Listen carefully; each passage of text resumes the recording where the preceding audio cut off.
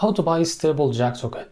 So this token came under the symbol of Jack. Now before we start, this is not financial advice. I'm not professional or economic expert, so before investing in any project that you found on my channel, please do your own research. And also there is a referral code down in the description. You can get free money in Walls on crypto with the best referral codes. Please go below. Found your account, enjoy the benefits, check them out in the description. Now before going on buy this token, make sure to check the REFERRAL account and keep following the updates about this token.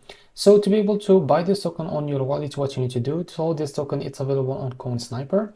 You can copy the token address from here. As you can see, this token address is under the Solana network. Now open your front wallet. For that, I will just log into my wallet first to be able to buy this token.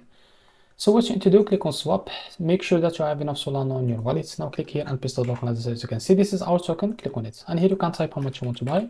And here you will be able to see how much you receive, as you can see, with that token. After that, you can select the provider by clicking on pricing, click on provider, select the Jupiter, click on apply, go back, and make sure to read all that information here and click on swap, and you will be able to buy this token. So this is how to buy stable Jack token. If you found this very helpful, please like and subscribe. See you in the next video.